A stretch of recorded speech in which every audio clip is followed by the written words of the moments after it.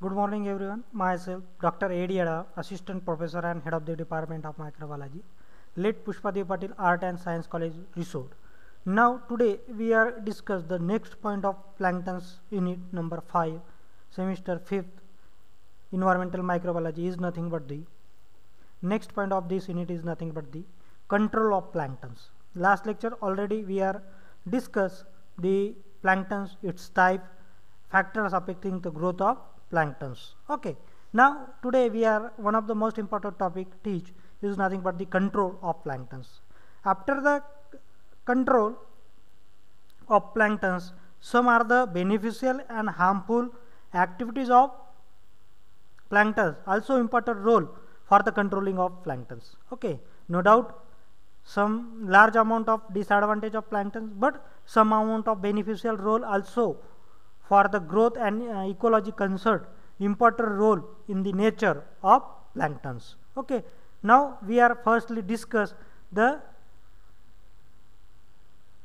beneficial role of planktons. Firstly, what is meant by planktons? Planktons is the freely floating organism present on the surface of the water. Is nothing but the planktons. There are two types: zooplanktons, animal mainly present in the freely floating.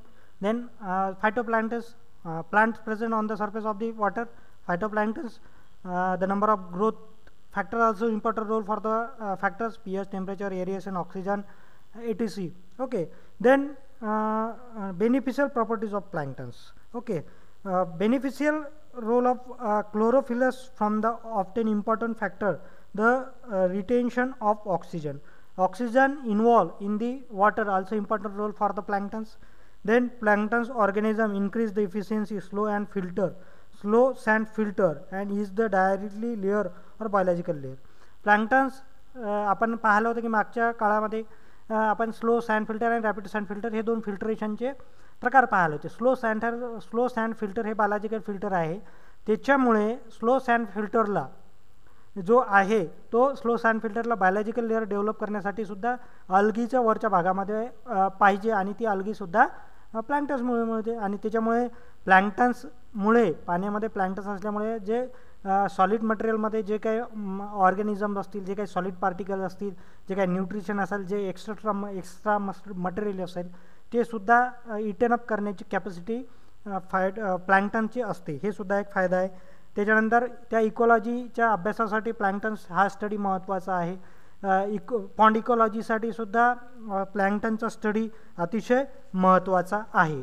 They all are the beneficial role of the planktons. आता आपल्याला पाहायचं what are the harmful activities और what are the different harmful activities of the planktons. Planktons produce odor, taste, color, turbidity that makes water undesirable for the domestic as well as industrial purpose. Okay, no doubt water pollution with the help of planktons is nothing but simply as a concept of eutrophication. Next topic our syllabus is nothing but the eutrophication. After the controlling of planktons we are deeply study in that particular time. But today we are just say what are the different disadvantage of the planktons. Planktons produce the odor in the water, then bad taste produce in the water, color also produce in the water, highly turbidity also produce in the water. They all are the disadvantage of the planktons in the water. Okay, many forms make bodies of the water undesirable for the sea reaction, means fishing, boating and swimming. They all fishing also problematic for the more planktons present on the surface of the water. तुम्हाला माहिती आहे का आता समुद्रामध्ये असेल, धरणामध्ये असेल, जिथे जिथे तुम्हाला पाणी मिळते त्याच्या वरच्या भागामध्ये जर पॉयझनस प्लांट जास्त असतील तर स्विमिंग करू शकत नाही तुम्ही, ते पाणी पिऊ शकत नाही, त्याच्यामध्ये बॅड वॉटर येते, त्याची बॅड टेस्ट असते, ते पाणी घरच्या वापरासाठी वापरू शकत नाही तुम्ही, पिण्यास योग्य वापरू शकत नाही, फिशिंगसाठी वापरू शकत नाही, त्याच्यामध्ये बोटिंग तुम्ही टाकू शकत नाही. हे सर्वच्या सर्व काय आहे प्लॅंक्टनच्या पाण्यामध्ये वरच्या भागामध्ये प्लॅंक्टन जे आहे ते जास्त पसरल्यामुळे. Okay, then destruction of planktons may result in the death of the fishes. Okay, प्लॅंक्टनचं प्रमाण जास्त झाल्यामुळे फिशसुद्धा डेड होत आहे. Dead planktons may deplete oxygen result in the effect on the growth of other organism. ते पाण्यामध्ये सडतात, प्लँक्टनचं आयुष्य झाल्यानंतर ते तसेच सडतात आणि त्याच्यामुळे बाकीच्या ॲनिमलला सुद्धा त्याचा साईड इफेक्ट होतो. त्याच्यानंतर amoebic dysentery, hookworm infection also occur from the plankton. Certain species of the algae also known produce the toxic compound which kills the aquatic life. Okay, means so many such type of toxic poisonous plant जे असतात ते toxic आणि poisonous produce करतात त्या पाण्यामध्ये आणि त्याच्यामुळे तिची जीवसृष्टी असेल, तिची वनस्पतीशास्त्र असेल, तिचं ते पाणी वापरण्यायोग्य नसेल, त्याच्यापासून डिसीजचं स्प्रेडिंग असेल, त्याच्यापासून बॅड ऑर्डर असेल, बॅड टेस्ट असते, अशा खूप वेगवेगळ्या प्रकारचे प्रॉब्लेम्स त्या पाण्यामध्ये फिश जास्त स्विमिंग करू शकत नाही, आपण स्विमिंग करू शकत नाही, बोटिंग करू शकत नाही. हे सर्वच्या सर्व त्या पर्टिक्युलर प्लँक्टनचं प्रमाण पाण्यामध्ये जास्त झाल्यामुळे होतात. त्यामुळेच आपल्याला काय करायचं आहे, प्लँक्टनचं आपल्याला कंट्रोल जे आहे ते करायचं आहे. मग आता प्रिव्हेन्शन ऑफ ग्रोथ ऑफ प्लँक्टन्स, आता कोणकोणत्या पद्धतीने आपल्याला जे आहे ते आपण कंट्रोल करू शकतो. ते आपल्याला control aquatic weeds and their control.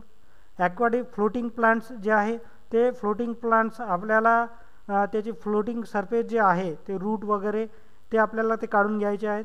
Submerge weed जे आहे ते पाणी शुद्ध असायला पाहिजे. त्याच्यानंतर डिसॲडव्हान्टेज खूप सारे आहे त्याचे ॲक्वाटिक वीडचे सुद्धा आहे. Weed control of the manual and mechanical method. आता हा भाग खूप महत्त्वाचा आहे. प्लँक्टनचं रिमूव्हल जर करायचं असेल तुम्हाला तर मेकॅनिकली करावं लागेल. मग ह्युमन मेड असेल त्याच्या बोटिंग फिरवा, नेट्स घ्या, त्या नेटनी फ्लोटिंग काढून टाका किंवा मेकॅनिकल बोट यूज करा. मेकॅनिकली कटर असतात, त्या कटरने ते पाण्यामधले प्लँक्टन जे आहे ते कापून घ्यायचे आणि ते जे प्लँक्टन्स आहे ते बोटिंगमध्ये टाकून तुम्ही नदीच्या काठी, समुद्राच्या काठी किंवा त्या पाण्याच्या एकदम तळाला बाजूला एकदम आणून ते जमिनीवर ते टाकून त्याच्यापासून तुम्ही बायो फर्टिलायझर हे बनवू शकता किंवा त्याचं तुम्ही डिकम्पोजिशन करू शकता. मग अशा पद्धतीनं म्हणजे मेकॅनिकली रिमूव्ह आणि मॅन्युअली रिमूव्हल तुम्हाला करावं लागेल प्लँक्टनचा. तुम्ही हेलिकॉप्टरच्या परदेशामध्ये चांगल्या डेव्हलपिंग कंट्रीजमध्ये हेलिकॉप्टरच्या सहाय्यानं एक चेन जे आहे ती लावल्या जाते आणि त्या समुद्रामध्ये ते पूर्णच्या पूर्ण हेलिकॉप्टर जे आहे ते पूर्ण असं लोटल्या जाते आणि त्याच्यापासून सुद्धा इझिली जसं तुम्ही शेतामध्ये नांगरणी करता, वखरणी करता ट्रॅक्टरनी, त्याच पद्धतीमध्ये समुद्रामध्ये सुद्धा हेलिकॉप्टरनी असा चेन्स लावल्या जातात आणि त्या चेन्सने ते इझिली जे आहे प्लँक्टन्स हे टोटली पॉयझनस प्लांट हे रिमूव्ह केल्या जातात आणि हे मेकॅनिकल आहे आणि मॅन्युअली सुद्धा तुम्ही ते करू शकता. आता केमिकल मेथड खूप सारे आहेत. You can easily so many आता प्लँक्टन्स कंट्रोलसुद्धा आहे, मेकॅनिकली करू शकता. आपण पाहिलं वेगवेगळ्या मशिनरीज आहे, ह्युमन बिईंग्स आहेत. बोटिंगवर जा, ते तुम्ही कमी प्रमाणात असेल तर बोटिंगवर सुद्धा साध्या नेट्स घेऊन तुम्ही कट करू शकता आणि ते नदीच्या काठी किंवा समुद्राच्या काठी ते आणून टाकू शकता, डिकम्पोज करू शकता. किंवा हेलिकॉप्टर जास्त समुद्र असेल, खूप मोठं पात्र असेल त्या पाण्याचं तर त्याच्यामध्ये सुद्धा तुम्ही जाऊन अशा हेलिकॉप्टरच्या सहाय्यानं तू सुद्धा काढू शकता. मोठी बोट असेल त्याच्या सहाय्यानं सुद्धा करू शकता. वेगवेगळ्या कटर्स अवेलेबल आहे मार्केटमध्ये, ते सुद्धा वापरून तुम्ही मेकॅनिकल करू शकता. आता केमिकल कसं तुम्ही कंट्रोल करणार आहे. Chemical control is an important role for the prevention and growth of planktons as well as decrease amount of planktons in the water body. आता तुम्हाला असं लक्षात येईल की CuSO4 treatment. Okay, concentration of very organism hence was necessary identify the planktons before the treatment. Higher concentration of CuSO4 is required to destroy the certain plankton forms but it toxic to human being. Limit of the CO in 0.2 ppm. Okay, CuSO4 ने सुद्धा easily chemical treatment होते. त्याचं प्रमाण पाण्यामध्ये टाकण्याचं सुद्धा ते specific आहे, कारण ते जर पाणी तुम्ही वापरलं तर ते कार्सिनोजेनिक सुद्धा होऊ शकते. जास्त जर प्रमाण CuSO4 तुम्ही प्लँक्टन्स किल करण्यासाठी वापरले पाण्यामध्ये तर, किंवा ते करोजिव्ह सुद्धा होऊ शकतात, कार्सिनोजेनिक सुद्धा असतात, त्याच्यावरून स्किनच्या डिसीजसुद्धा होतात, किडनीवर सुद्धा इफेक्ट होते पिण्यामध्ये गेलं तर. असे खूप सारे डिसॲडव्हान्टेजेस आहेत. परंतु जर पाण्यामधून प्लँक्टन्स रिमूव्ह करायचे असेल तर एका स्पेसिफिक लेवलवर, एक स्पेसिफिक मेथडनी, एक स्पेसिफिक अमाऊंटमध्ये जर CuSO4 तुम्ही पाण्यामध्ये टाकलं तर इझिली तुम्ही जे आहे ते केमिकल कंट्रोल तुम्ही प्लॅन्क्टनचं करू शकता. ओके. देन त्याच्यानंतर तुम्हाला असं लक्षात येईल की त्याच्यानंतर क्लोरीन ट्रीटमेंटसुद्धा आहे. क्लोरीनचं प्रमाणसुद्धा पाण्यामध्ये टाकलं, क्लोरीन तुम्ही ट्रान्सफर केलं तर ते आपोआप त्या फायटोप्लॅन्क्टन जे आहे ते पाण्यामधले ते कमी होतील आणि कमी झाल्यानंतर ते रिमूव्ह करायचे मेकॅनिकल आणि काढून घ्यायचे. ही सुद्धा एक क्लोरीन ट्रीटमेंट आहे. परंतु याच्यासुद्धा 1 ppm पर्यंतच तुम्ही जास्तीत जास्त 1 लिटरमध्ये ते क्लोरीनचं जे प्रमाण आहे ते तुम्ही टाकू शकता. ओके. आता त्याच्यानंतर आहे काही आता आपल्याला जे मेकॅनिकली काही चेंजेस करू शकता का त्या पाण्यामध्ये आपण.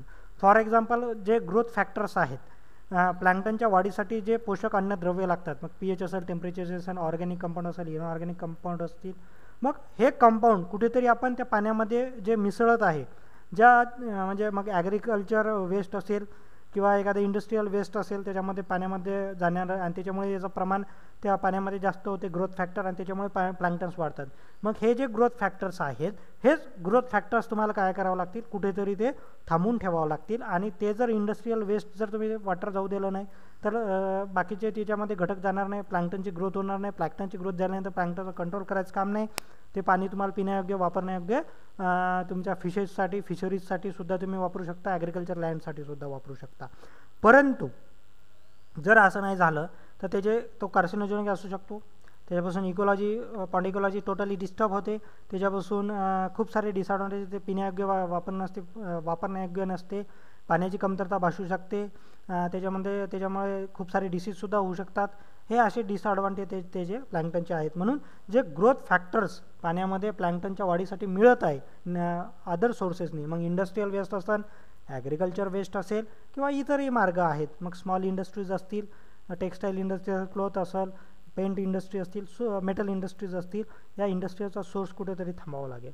केमिकल फर्टिलायझर्स तुम्ही शेतामध्ये कमी वापरावं लागतील आणि असं केलं तर तुम्ही त्या पाण्यामध्ये प्लॅन्क्टनचं प्रमाण कमी होणार आहे. म्हणजे ग्रोथ फॅक्टर तुम्हाला त्याच्यामध्ये त्या पाण्यामध्ये जाऊ द्यायचे नाही आहेत. ओके. त्याच्यानंतर आहे कवरिंग. जर स्मॉल एखादं तळं असेल किंवा एखादं स्पेसिफिक लेवलचं तळं असेल तर तुम्ही त्याला झाकूनसुद्धा करू शकता, म्हणजे कवरसुद्धा तुम्ही त्याला करू शकता. पॉलिथिनची कवर आहे किंवा अदर कवरसुद्धा तुम्ही इझिली करू शकता. त्याच्यामुळे फोटोसेन्सिस होणार नाही, प्लॅन्क्टन्स वाढणार नाही, ते पाणी ॲज इट इज राहणार आहे, ते जास्त काळ टिकून राहणार आहे. ओके. ह्या अशा साध्या ज्या आहे त्या साध्या मेथड तुम्ही सुद्धा करू शकता. ओके. देन त्यानंतर आपण खूप वेगवेगळ्या पद्धतीसुद्धा आहे. जास्त प्रमाणात एरिएशन केलं तरी तुम्ही इझिली प्लॅन्क्टन जे आहे ते कंट्रोल करू शकता. त्याच्यानंतर अमोनिया क्लोरीन ट्रीटमेंट आहे ते. परंतु जे केमिकल ट्रीटमेंट आहे, मेकॅनिकल ट्रीटमेंटला लिमिटेशन नाहीत, परंतु केमिकल ट्रीटमेंटला खूप सारे लिमिटेशन आहे. कारण त्याच्या 1 ppm, 2 ppm, 3 ppm depend on the which chemical compound general utilization for the removal of the planktons and which compound more toxic or less, यावरून त्याचं डिपेंडंट आहे किती ppm मध्ये ते वापरायचं आहे, त्याचं प्रमाण काय आहे, कसं वापरायचं आहे. याच्या ज्या स्टँडर्ड मेथॉडॉलॉजी WHO सांगितलेलं आहे, वर्ल्ड हेल्थ ऑर्गनायझेशननं, त्याचं मार्गदर्शन करूनच किंवा जे आपल्याला प्लॅन्क्टन्स कंट्रोलिंगचे जे काही हायर स्टँडर्ड आहे ते मेंटेन करूनच आपल्याला ते त्याच्यामध्ये CuSO4 ट्रीटमेंट असेल, क्लोरीन ट्रीटमेंट असेल, एरिएशन असेल, अमोनिया क्लोरीन ट्रीटमेंट असेल, प्री क्लोरिनेशन मेथड असतील, तर ह्या जर केल्या, पावडर ॲक्टिवेटेड कार्बन असेल, म्हणजे एक लक्षात घ्या, प्लॅन्क्टन्सचं प्रमाण त्या पर्टिक्युलर पाण्यामध्ये जर जास्त झालं तर मेकॅनिकल करा, रिमूव्हल करा, केमिकल करा. परंतु त्या पाण्यामध्ये जर प्लॅन्क्टनचं प्रमाण कमी व्हायचं असेल, म्हणजे प्लॅन्क्टनचं प्रमाण होण्याच्या अगोदरच जर तुम्हाला कंट्रोलिंग करायचं असेल तर त्याच्यासाठी म्हणजे अगोदरच प्लॅन्क्टनची वाढ नाही झाली तर त्याच्यामध्ये प्लॅन्क्टन्स नाही आहेत, झू प्लॅन्क्टन्स, फायटोप्लॅन्क्टन्स नाही आहे, त्याच्यामुळे त्याचे डिसॲडव्हान्टेज होणारच नाही. परंतु झाले तर ते रिमूव्ह करायचे आणि पुढच्या वेळेस नेक्स्ट बॅचमध्ये तुम्हाला न होऊ देण्यासाठी एरिएशन तुम्ही त्या पाण्याला सतत करा, अमोनिया क्लोरीन ट्रीटमेंट टाका, प्री क्लोरिनेशन ट्रीटमेंट करा, पावडर ॲक्टिवेटेड कार्बन टाका, सुपर क्लोरिनेशनसुद्धा तुम्ही करू शकता, ब्रेक पॉईंट क्लोरिनेशनसुद्धा तुम्ही करू शकता. ह्या सर्वच्या सर्व मेथडॉलॉजीज आहेत. KMNO4 ट्रीटमेंटसुद्धा याच्यासाठी खूप जास्त महत्त्वाची आहे. त्याच्यानंतर chlorine dioxide, recovery of the chlorine dioxide is used control of planktons problem, हे सुद्धा तुम्ही इझिली जे आहे ते इझिली तुम्ही करू शकता. त्याच्यानंतर प्लॅन्क्टनचे जे वीड्स आहे त्याची जी बी आहेत, मग फायटोप्लॅन्क्टन्स असेल किंवा झू प्लॅन्क्टन्स असतील, हे जे वीड्स आहे, वीड्सपासूनच ते मोठं झाडामध्ये, मोठ्या ॲनिमलमध्ये ते रूपांतरित होत असते. मग त्याचे जे बी आहे, त्याचे जे सीड्स आहेत, तेच तुम्हाला या वेगवेगळ्या केमिकल ट्रीटमेंटनं तुम्ही इझिली रिमूव्ह करू शकता. त्याच्यानंतर ozone also strong oxidizing agent with best deoxidizing the properly. It is the very difficult to control a sufficient amount of ozone in water. Ozone सुद्धा जे गॅस आहे तुम्ही इझिली जर ट्रान्सफर केला पाण्यामध्ये, तर त्यामुळे सुद्धा खूप जास्त प्रमाणामध्ये तुम्हाला इझिली तुम्ही वीड्स कंट्रोल त्या प्लॅन्क्टनचे करू शकता. आता तुम्हाला असं वाटत असेल की अमोनिया क्लोरीन ट्रीटमेंट आहे ती कशी करायची. एरिएशन तुम्हाला कसं करायचं, bubbling of compressed air to water, but it's totally depend on the which type of place. ते तळं किती मोठं आहे, त्या पाण्याला आपण एरिएशन करू शकतो का, त्या पाण्याला आपण कवरिंग करू शकतो का, त्या पाण्याला आपण क्लोरिनेशन करू शकतो का. मग ह्या सर्व ज्या मेथड आहे कंट्रोलिंगच्या, मग मेकॅनिकल रिमूव्हल असेल, बोटिंगनं रिमूव्हल असेल, ह्युमन बिंगनं रिमूव्हल असेल, हेलिकॉप्टरनं रिमूव्हल असेल प्लॅन्क्टनचं, हे सर्व करत असताना ते तळं किती मोठं आहे, ते पाण्याचा स्रोत किती मोठा आहे, त्याचा एरिया किती मोठा आहे, कोणती पद्धत आपण तिथे वापरायला पाहिजे, कोणकोणत्या केमिकल ट्रीटमेंट आपण वापरू शकतो, या सर्व आणि सर्व गोष्टीचा अभ्यास तुम्हाला करावा लागेल आणि तीच मेथड तुम्हाला त्या भागामध्ये वापरावं लागेल. फॉर एक्झाम्पल समुद्रामध्ये जर तुम्ही बोटिंग ह्युमन बिंगनं मेकॅनिकल जर म्हटलं ते पॉसिबल नाही, परंतु तुम्ही जर केमिकल ट्रीटमेंट केले की you can easily destroy the planktons on the surface of the sea. But small amount of water surface area, for example pond, lake, you can easily use it for the mechanical removal. Okay, म्हणजे specific म्हणजे तळं असेल तर तळामध्ये एखादा भागाचं जर प्लॅन्क्टन्स असेल, विषारी वनस्पती असतील वरच्या भागामध्ये साठवल्या, तर ते तुम्ही बोट जाऊन तिथं ते कट करू शकता, रिमूव्ह करू शकता आणि ते तुमच्या बाजूला तुम्ही आणून टाकू शकता. म्हणजे ह्या ज्या मेथडॉलॉजी आहे, मग ओझोनचं प्रमाण पाण्यामध्ये जास्त करणं, एरिएशन जास्त करणं, अमोनिया क्लोरीन ट्रीटमेंट करणं, क्लोरीन ट्रीटमेंट करणं, त्याच्यानंतर CuSO4 ट्रीटमेंट करणं, त्याच्यानंतर KMNO4 ट्रीटमेंट करणं, ब्रेक पॉईंट क्लोरिनेशन असेल किंवा सुपर क्लोरिनेशन असेल, ह्या सर्वच्या सर्व बाबी कशावर डिपेंड आहे की ते पाण्याचं पात्र किती आहे, त्या पाण्यामध्ये प्लॅन्क्टनचं प्रमाण किती आहे, ग्रोथ फॅक्टर कोणकोणतं आहे. त्या ग्रोथ फॅक्टर जर जास्त असेल तर तुम्हाला ग्रोथ फॅक्टर्स म्हणजे त्या पाण्यामध्ये जे दूषित पाणी जाऊन राहिलेलं आहे किंवा पाण्यामध्ये जे काय प्लॅन्क्टनच्या ग्रोथसाठी, वाढीसाठी वेगवेगळ्या पद्धतीनं सोर्सेस त्याच्यामध्ये ट्रान्सफर आहे. मग ॲग्रिकल्चर रन ऑफ वॉटर असेल किंवा इंडस्ट्रियल वेस्ट असेल किंवा अजूनसुद्धा काही सोर्सेस असतील की ते सोर्सेस तुम्हाला थांबावं लागतील. म्हणजे ग्रोथ फॅक्टर्स त्याच्यामध्ये जाणार नाही. ग्रोथ फॅक्टर गेलं नाही तर प्लॅन्क्टन्स वाढणार नाही. प्लॅन्क्टन्स नाही वाढले तर अल्टिमेटली तुमचं पाणी शुद्ध राहील, तुम्ही वापरू शकता, ते लोकांना देऊ शकता, वेगवेगळ्या उपयोगासाठी सुद्धा ते तुम्ही इझिली आणू शकता. मग हे सर्व ट्रीटमेंट मी पुन्हा पुन्हा सांगते की प्रत्येक कंट्रोलिंग ऑफ प्लॅन्क्टनची म्हणजे प्लॅन्क्टन्स पाण्यामध्ये झालेले आहे ते कंट्रोल करण्यासाठी मेकॅनिकल केमिकल ट्रीटमेंट आहे. परंतु बेस्ट वे जर त्या पाण्यामध्ये प्लॅन्क्टन्स नसतील आणि आधीपासूनच आपण जेव्हा ते रिझर्वायर स्टार्ट झालेले किंवा ते अल्टरनेटनं आपण एकदा मेकॅनिकली किंवा केमिकली रिमूव्ह केल्यानंतर नेक्स्ट बॅचमध्ये जर प्लॅनिंग केली तर नेक्स्ट बॅचमध्ये प्लॅन्क्टनचं प्रमाण जे आहे ते होणारच नाही. ओके, मग आता प्लॅनिंग कशी करायची आहे. मग त्या पाण्याला तुम्ही एरिएशन करा किंवा अमोनिया क्लोरीन ट्रीटमेंट करा. अमोनिया क्लोरीन ट्रीटमेंट करताना this treatment only remove the odor produced by the chlorine alone. Okay, but it does not remove the odor. Sorry. Okay, only म्हणजे ऑर्डर निघणार नाही परंतु थोडंफार प्रमाण कमी होईल त्याचं. त्याच्यानंतर pre chlorination, only chlorination is added in slight excess amount.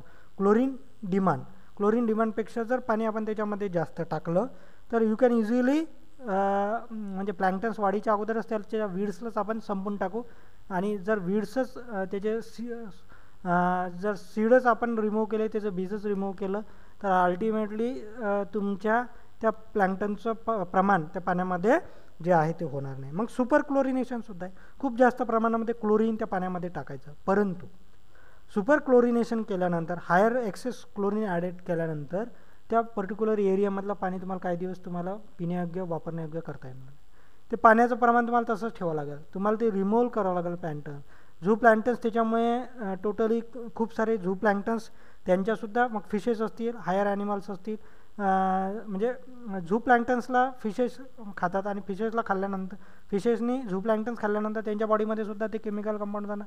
Fishes आपण खातो ते आपल्या बॉडीमध्ये असतात, म्हणजे फूड चेनमध्ये जे केमिकल ट्रान्सफॉर्मेशन आहे हे सुद्धा खूप जास्त प्रमाणात येते. मग तुमच्यापर्यंत आले ह्युमन बॉडीमध्ये, मग कार्सिनोजेनिक आहे, किडनी फेल्युअर आहे, स्किन डिसीजेस आहे, याचेसुद्धा खूप जास्त प्रमाणामध्ये तुम्हाला डिसॲडव्हान्टेज हे मोजावे लागतात. मग त्याच्यापेक्षा ब्रेक पॉईंट क्लोरिनेशन चांगलं आहे. क्लोरीन डायऑक्साईड ही ट्रीटमेंटसुद्धा चांगली आहे तुमच्या याच्यासाठी, प्लॅन्क्टन्स रिमूव्ह करण्यासाठी. क्लोरीन ट्रीटमेंट असेल, KMNO4 ट्रीटमेंट असेल, सुपर क्लोरिनेशन असेल, ह्या सर्वच्या सर्व मेथडॉलॉजीनं तुम्हाला किंवा ओझोन, मग तुम्हाला साध्या पद्धतीसुद्धा मेकॅनिकल रिमूव्हलसुद्धा मी सांगितलेलंच आहे, किंवा बोटिंगच्या सहाय्यानेसुद्धा कटरनंही तुम्ही करू शकता. त्याच्यानंतर तुम्ही त्याचा कॉन्टॅक्ट टाईमसुद्धा वाढवू शकता ब्रेक पॉईंट क्लोरिनेशनमध्ये. म्हणजे क्लोरिनेशनच्या प्रमाणामध्ये जर जास्त प्रमाणामध्ये क्लोरीन टाकलं तर ते वॉटर पिण्यायोग्य वापरणार नाही तुम्ही, पिण्यायोग्य तुम्ही वापरू शकत नाही. मग त्याला थांबावं लागेल, त्याच्यावर ट्रीटमेंट करावं लागेल, त्याच्यातलं क्लोरीन रिमूव्ह करावं लागेल. ह्या सर्व गोष्टी आहेत. आणि या सर्व केमिकल ट्रीटमेंटनं सुद्धा, मेकॅनिकल ट्रीटमेंटनं आणि बायोलॉजिकल ट्रीटमेंटसुद्धा, म्हणजे बायोलॉजिकल ट्रीटमेंट म्हणजे त्या पर्टिक्युलर झू प्लॅन्क्टन्सला जास्त खाणारा एखादा हायर ॲनिमल असेल ते ट्रान्सफर करायचा, त्याच्यामुळे सुद्धा तुम्ही इझिली बायोलॉजिकल कंट्रोल्स ऑफ प्लॅन्क्टन्स तुम्ही इझिली करू शकता. ओके, तर ह्या सर्वच्या सर्व मेथड आहे तुमच्या कंट्रोलिंग ऑफ प्लॅन्क्टनच्या. तर इथं आज आपण थांबून जाऊ. नेक्स्ट लेक्चरमध्ये आपल्याला पाहायचं आहे युट्रॉफिक्शन, त्याचे टाईप्स आणि controlling of eutrophication. Okay, thank you everyone. प्रत्येकाने लेक्चर करायचं आहे. आपले खूप सारे लेक्चर चालू आहेत, ऑनलाईन ऑफलाईन सुद्धा. विद्यापीठाने सांगितल्यानंतर आपण ऑफलाईनसुद्धा वर्ग खोल्या, तुमचे क्लासेस आपण स्टार्ट करणार आहे कॉलेजमध्ये. परंतु जोपर्यंत हा ऑनलाईन सिलेबस आहे हे प्रत्येकाने एडमोडो या मॉक ॲपवर जाऊन करायचे आहेत. Thank you everyone.